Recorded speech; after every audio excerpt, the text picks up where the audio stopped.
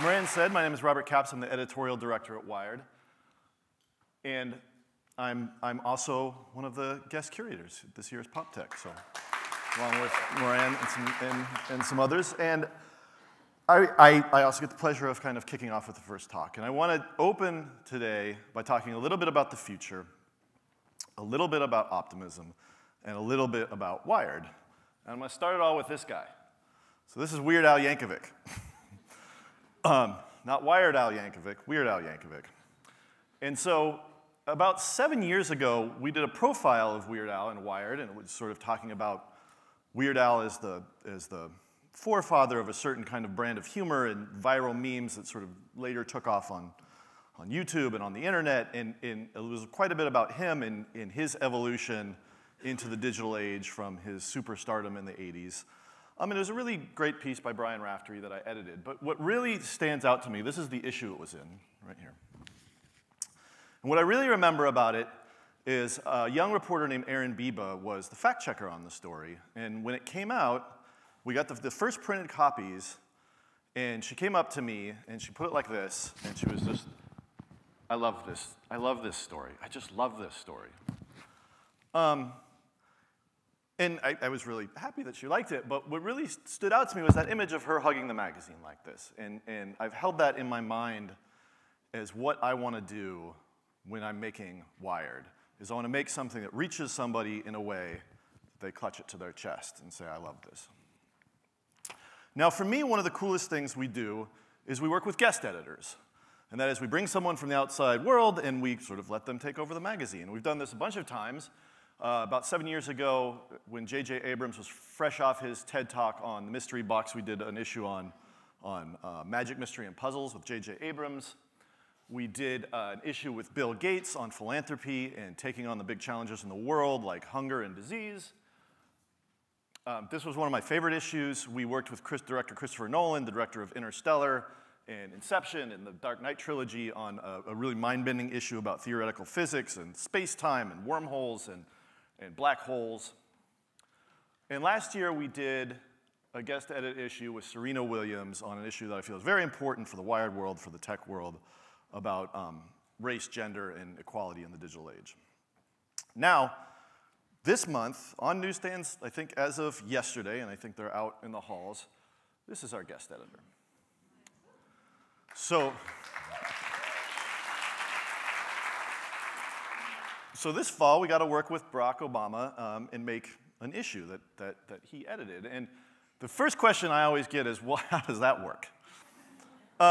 Which is, the answer is a serious pain, but more directly, it starts by us talking with some advisors. There was 4 advisors very close to Obama who we worked with at first. We went to the White House and had a meeting with them, and then we had email exchanges as we started to work out the themes of the issue. And they would actually print the emails and take them to Obama, because I don't think they even let him have email. And so we'd get these messages back that are, he loves this story. Here's what he really cares about. Here's what he thinks we can do with Wired, and so we'd be doing that. But eventually, it got to be time to go meet our guest editors. We went out to the White House, and I know this is a pretty impressive group. How many people out here have met the president or met a sitting president? So quite a few of you. I expected that. I had never met the president. I had never even been to the White House before. So I was quite terrified. But so we go there, and we have a number of things we want to do. I've made these boards. We've made these boards about the issue. We've sort of been having these back and forths indirectly with them. So we have these basically table of contents boards, walking through the stories, giving a sort of look and feel of what the issue will look like. We want to do an interview between him, our editor-in-chief, Scott Dadich, and the director of the MIT Media Lab, Joy Ito, who's spoken at PopTech before, about artificial intelligence, and we have photo shoots. We have a bunch of stuff to do. So we go to the White House, and we're in what's called the Roosevelt Room, which is a conference room adjacent to the Oval Office, and we're setting up for the interview, and we have the boards out, and we're just sort of waiting. And then suddenly the Secret Service guy next to the door puts his thing to his ear, and he says, 30 seconds. And everybody in the room just freezes. 20 seconds. We're just kind of looking at each other like this room full of people just stopped dead. 10 seconds. And you kind of in the distance, you can hear Barack's voice in the coming down the hall. 5 seconds. And then boom, on cue, the door walks open. Hey, everybody! And we're just completely, which I think that must be what every room the president walks into is like, a bunch of people completely frozen by his introduction. So he comes up to me, and I introduce myself. I say, I'm Robert Capps. I'm the editorial director at Wired. And he's like, oh, I can tell. And I was like, all right, well, come over here. Got some stuff to show you. Here's your issue. And first we have the personal frontiers. And we have this story about Eric Dishman and personalized medicine. And I'm sort of walking him through the issue, and he says, Rob, this looks great, but you misspelled my name. And so I freeze, and I look at the board, and I'm like, B-A-R-A-Z, that's not how you spell Barack. And he just says, gotcha.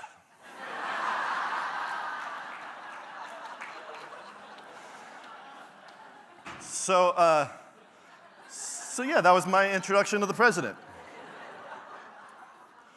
Anyway, I had the honor to be to lead the editorial team, the first ever editorial team to do a guest edited issue with a sitting president, which in some ways was a real honor, but in other ways, it's actually a little bit of a terrible idea. And I'm going to tell you, and why it's a terrible idea kind of gets to minutia of journalistic ethics, which is to say, Wired writes about the government, Wired writes about the president. We cover these things. In this issue, the president wants things that the White House has worked on. But he has control of the magazine. So he can choose headlines and stories, and he can do all this stuff. And there's actually a term for when a state leader has control of a media apparatus, and that's called propaganda. And so we can't be propaganda. It's a little bit of a risk for us. So I'm in these phone calls with the White House, talking through these issues and trying to work through a somewhat thorny thicket of ethical quandaries, and we're sort of setting boundaries and how we're going to do it. And at some point, I think to myself, why do it this way? Why are we doing this? I mean, we could just, there's some obvious answers, like he's a big famous person, and magazines love to have big famous people on the cover. But why do it this way? Why not just write a story about him, or do an interview with him, or just the interview, something that helps us retain control? And I realized as I thought about it personally that there was a reason that I really thought it was important for Wired in particular to do this issue with the president. And it goes a little bit to a philosophical core of how I think about Wired. And to understand it, you've got to start with this question. What is Wired? So this is something we ask ourselves all the time. We read stories. Is that Wired? Is it Wired because it's digital? Is it Wired because it's on the internet? What is Wired? And over the years, there's been a bunch of taglines for Wired, trying to figure out what is Wired, usually driven by our business partners. Here's the common answer that we get all the time.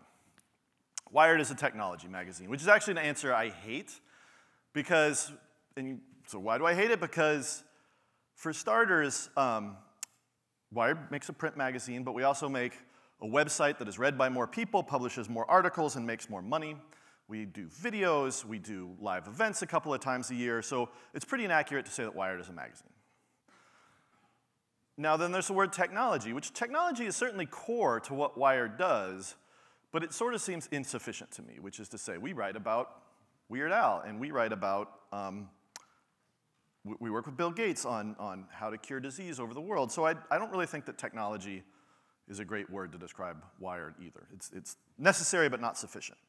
So we wonder what Wired is, and over the years, as I was going to say, there's been some taglines, usually driven by our business partners, which is, Wired, what's next? Wired, where tomorrow is realized. Wired, where the future becomes the present. I don't even know what this last one means, so if you guys can grok that for me, that'd be great. The only thing we can all agree on is that in some way, Wired is about the future. So what does that mean? Like we write about the future in some way or form. Now, a couple of years ago, we started thinking about really trying to get to this core quick of what is Wired.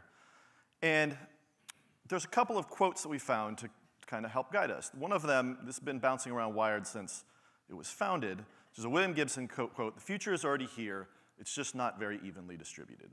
Which is to say, part of Wired's job is to find the pockets of the world where we see what's coming next that's already here. So very near future prognosticating.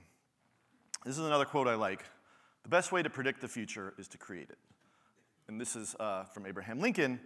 And I think really prescient that we're looking at the future, we're also participating in the future. And so, we kind of said, well, Wired writes stories about the future, Wired writes stories about the near future, which to me just seemed kind of still insufficient. I felt like there was still a core piece of the philosophy that we hadn't quite articulated. And after talking about it with Scott, our editor-in-chief, and some other people on staff, I realized what I felt like it was. I felt that optimism had to be articulated as expressly inherent to Wired's mission. And so I said this in front of the staff. I said, hey, we tell stories, but we also are optimistic. And it immediately started a fight. And why it started a fight is because optimism implies bias. People were asking me, well, do we just hype things? Do we just write stories about positive things? Do we not call BS when we see it? And no, that none of those things are true. But the thesis that I put to them, that I put to you today, is that you can't predict the future without optimism. And part of that goes back to that Abe Lincoln quote, which is, you have to understand the people who are building the future. And I promise you that the people building the future are optimists, because nobody builds a future that they don't believe in. So if you really want to see what's coming, you have to look at it with an optimistic lens. Now, you take any of our big creations, the personal computer, Twitter, Facebook, self-driving cars, AIs, anything you want, and they are all vulnerable to optimism's mirror opposite, which is cynicism. And that is to say, it is the easiest thing in the world to call something stupid. When Twitter first comes out, stupid. Who would do 140 characters? When the PC first comes out, it's stupid. Who needs a computer on their desktop? Only if you look at it through an optimistic lens can you start to see the potential.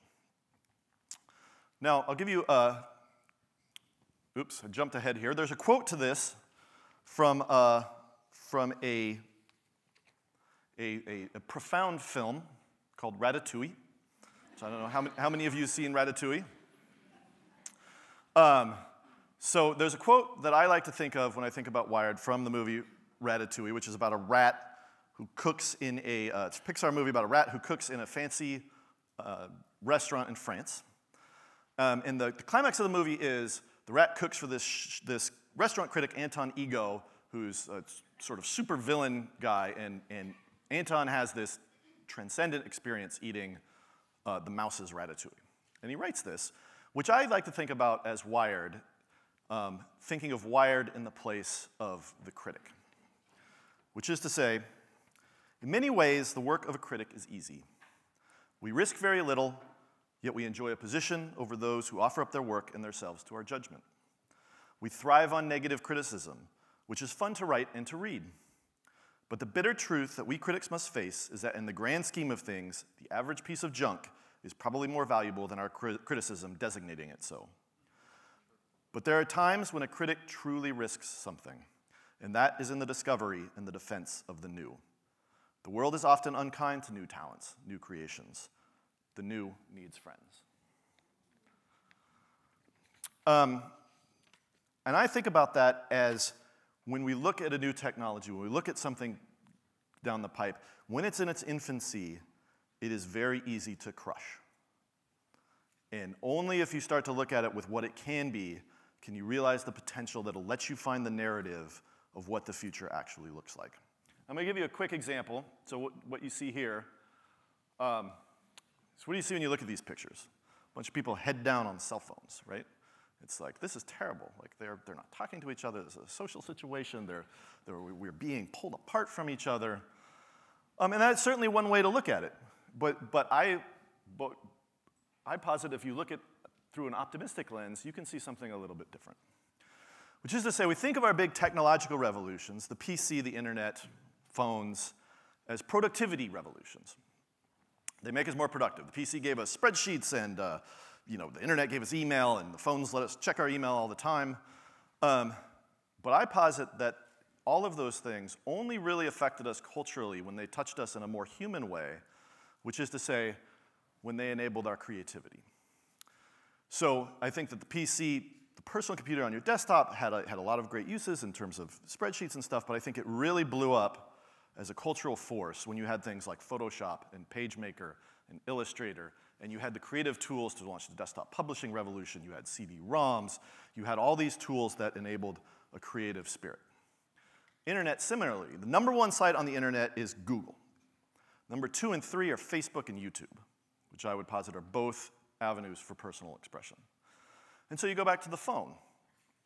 Now, you can say you're looking down at the phone, and it's certainly true that you're not talking to other people when you're looking at the phone, but we do a lot on our phones because our phones touch us in human ways. We can take a picture of light peering through the trees and put it on Instagram. You can read a Facebook post from a friend who's having a hard time because they just had to put their father in a home. You can Snapchat with a lover or a muse. And those are real human things that you are doing. So I'm not saying that we should all pull out your phones. I'm completely glad that you guys don't have your phones out right now. but I am saying that, that there's another way to look at it that lets you start to see a different kind of narrative. I have this slide, which is just, early Wired was talking about desktop publishing. The internet was there, but the digital revolution that Wired started talking about was really desktop publishing, and they were participating in it. You could make a whole magazine on your computer and not have great photographs, but manipulate them in Photoshop to look cool. And that's really what the first year of Wired was about, which I think is interesting. So the question you might ask yourself is, does that mean we don't cover anything hard? I mean, there's a lot of terrible things happening in the world right now. And no, that's not what it means. I'll give you an example. On June 12th of this year, I, like a lot of people, woke up to the horrifying news that a gunman had killed 49 people at a gay club in Orlando, Florida. And right away I was on the phone with our editorial team talking about, well, how do we cover this story? And we said, is this even a story for us? It's not optimistic. But I decided that yes, it is. You have a confluence of a crazy new type of terrorism, driven by online ISIS media latching on to a very deranged individual. You have the ongoing quests for basic human rights for the LGBT community, and you have the issue of ready access to powerful weaponry in this country. And so yes, we wrote stories about it. But if you look at it with an optimistic lens, you start to realize what kind of stories to write. How do we counter the ISIS message on social media? What does data tell us about what is truly dangerous and what isn't? What kind of mental health services do we need for people who might be victim to this kind of thing? And it sort of gives you a direction to go. Anyway, eventually we came up with a tagline that I like for Wired, which is Wired champions an optimistic future. And you notice this is a very active phrase because we view Wired as participating in this future, as helping us get there. So this brings us back to the president. And one thing I realized early on, working with the president, is that we had a kindred spirit. This wasn't going to be a political issue. This wasn't going to be about getting people to elect the next president or getting a bill through the House. The president really cared about looking at big challenges and how we'll get over them. He really cared about people understanding that this is the best time to be alive, and if you can push aside the cynicism and pessimism, you will understand that you would never want to live any time than right now, and that the future is going to be even better. And I have a clip here, which I think we will all agree is an extremely important topic from the president that I think captures his views. So I'm going to play it. Well, I understand you are a Star Trek fan. Absolutely. That certainly was a show inspired, a utopian future inspired by technology. I'm curious, what about that show shaped your vision of an optimistic future? I was a sucker for Star Trek when I was a kid. Even though when you look back, I think there are only 20 episodes, right? They just looped over and over again, but they were always fun to watch. What made the show, I think, lasting was it wasn't actually about technology. It was about values and human relationships. And which is why it didn't matter that the special effects were kind of cheesy and bad, right? They'd Dribbles anyone? Yeah, or they'd land on the planet, and you remember there's all this paper mache boulders sitting there, but it didn't matter because it was really talking about a notion of a common humanity and a confidence in our ability to solve problems. And you know, a recent movie I think captured the same spirit, The Martian. I mentioned that as my favorite movie last year, not because it had a hugely complicated plot, but it showed a bunch of different people just trying to solve a problem and employing creativity and grit and hard work and having confidence that if it's out there, we can figure it out. And I do think that what I love most about America, this country, why it continues to attract people from all around the world for all the challenges that we face, is that spirit of, well, we can figure this out. And what I value most about science is this notion that we can figure this out. Well, we're going to try this. If it doesn't work, we're going to figure out why it didn't work, and then we're going to try something else. And we will revel in our mistakes because that is going to teach us how to ultimately crack the code on the thing that we're trying to solve. And if we ever lose that spirit, then we're going to, I think, lose what's essential about America and what I think is essential about being human. And so that right there encapsulates why this, to me, is a this kind of issue. Thank you.